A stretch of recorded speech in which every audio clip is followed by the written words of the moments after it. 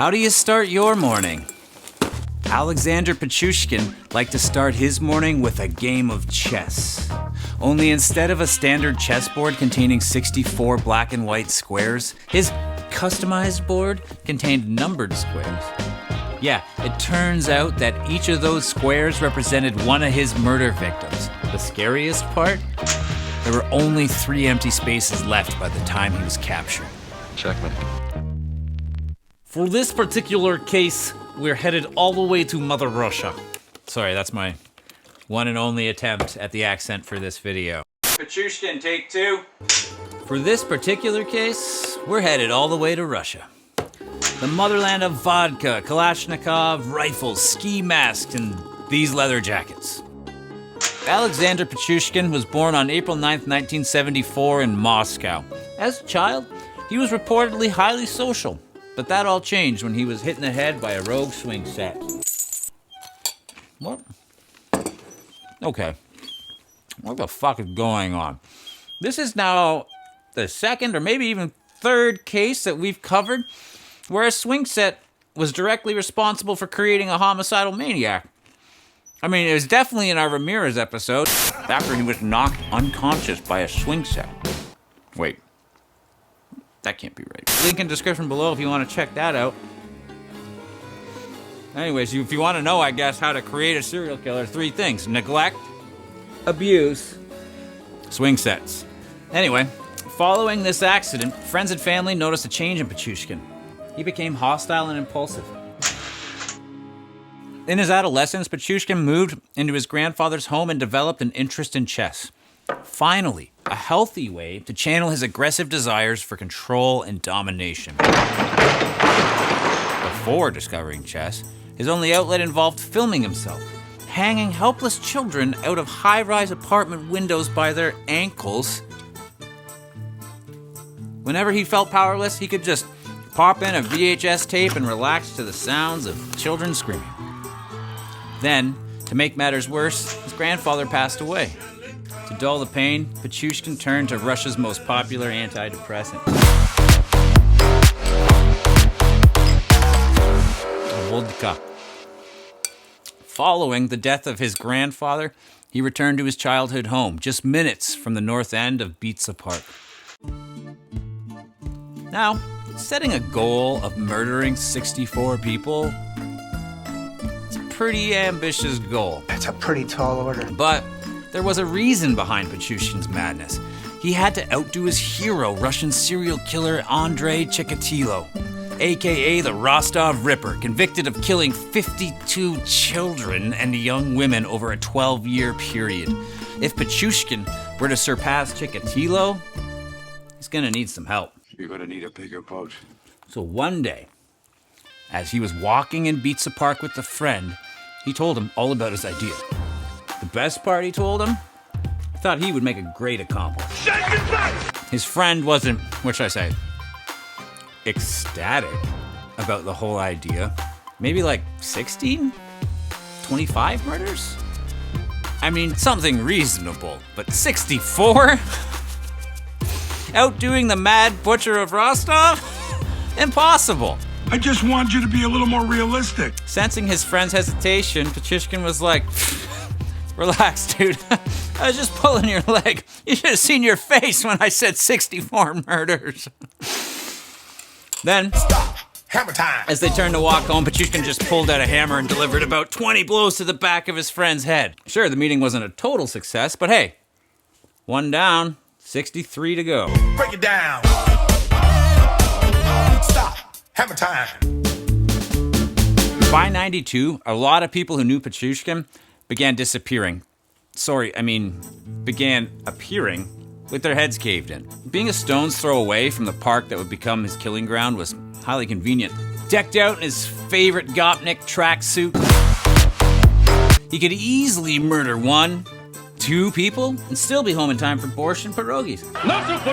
He was left heartbroken when he learned that his 18-year-old neighbor and love interest was in a relationship with another man.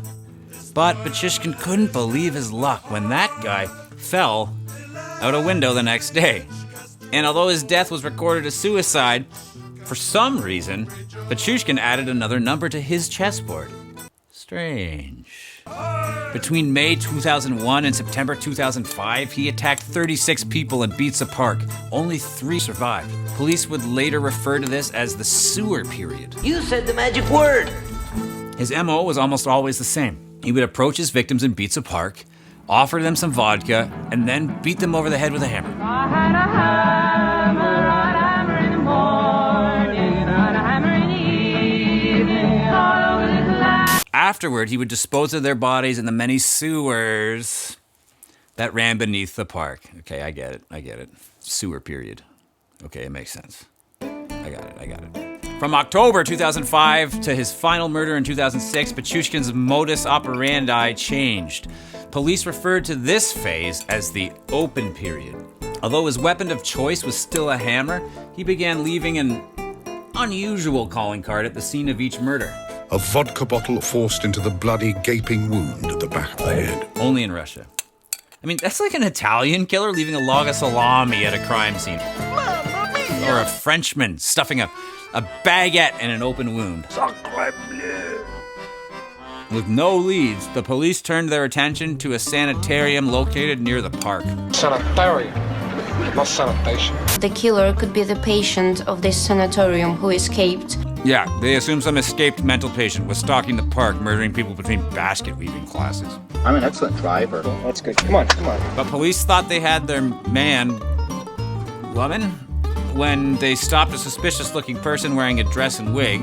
The crazy part, the suspect was carrying a purse with a hammer inside. That guy felt like the right guy. But it wasn't. The police were back to square one. Whether the killer was a man, a woman, or child, nobody knew anything. A child? A drunken 10-year-old roaming around Bitsa Park in Russia? Sure, I can get behind that, but murdering grown men and stuffing their bodies down drainage sewers? A child? I don't know, that sounds a little far-fetched to me. I mean, even for Russia. But eventually, investigators would finally catch a break when they discovered a metro ticket in the pocket of Pichushkin's latest victim. After combing through hours of CCTV footage, the police finally had the evidence they were looking for. Even more damning, the victim left a note on her kitchen counter with the name and phone number of who she was going out with. The phone number was registered to a 32-year-old supermarket worker, Alexander Pichushkin. The Bitsa Maniac's reign of terror was finally over. So the police were ecstatic, right?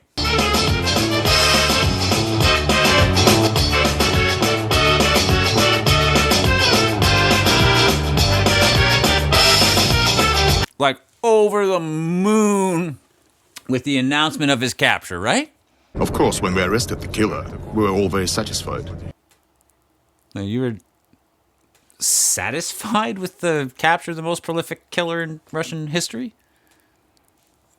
Fucking Russians. Remember, at this point, he's still going by the nickname the Bitsa Maniac.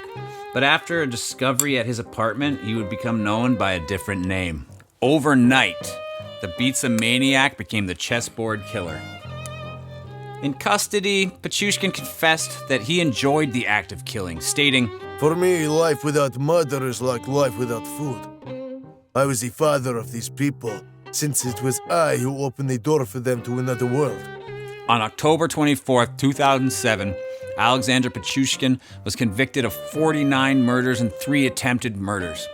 As stickler, he asked the Russian court to add an additional 11 victims to his body count, bringing his claimed death toll to 60. When asked if he felt remorse for killing so many innocent people, Pichushkin replied that he had only one regret. I do regret one thing. I regret you arrested me so early. I was planning to murder another woman in 2 days' time. Alexander Pichushkin was sentenced to life in prison with the first 15 years to be spent in solitary confinement. He now resides in one of the most feared prisons in the entire world, Polar Owl Arctic Penal Colony in Siberia. But that's not the last time we would hear from Pichushkin. He got married to a pen pal while in prison. Oh, and you can tell she was definitely the one. Maybe if I were free, I would have not paid any attention to her. But here she is ideal for me.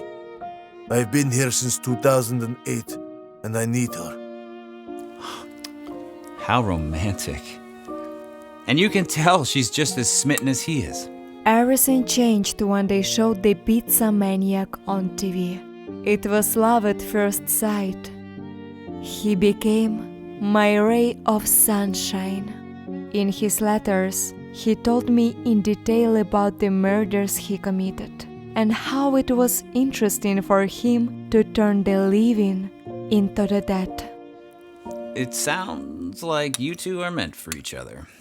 Just pray that you never have to meet your husband in person. When asked what he would do if he were ever released, he responded, Kill a couple of people just to get rid of stress. Then I will rape a woman and drink some vodka. Some things never change. But what do you expect? To him, people were just pawns in his twisted game of chess.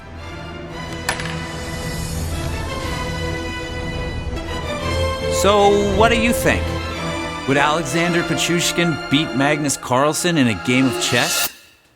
Or would he be too focused on turning him into number 62? Let me know in the comments below. And of course, if you've been enjoying the content, don't forget to murder that subscribe button and hit that notification bell because we've got new content dropping all the time. And if you just can't get enough, you can also head over and follow us on Instagram and TikTok for even more killer content.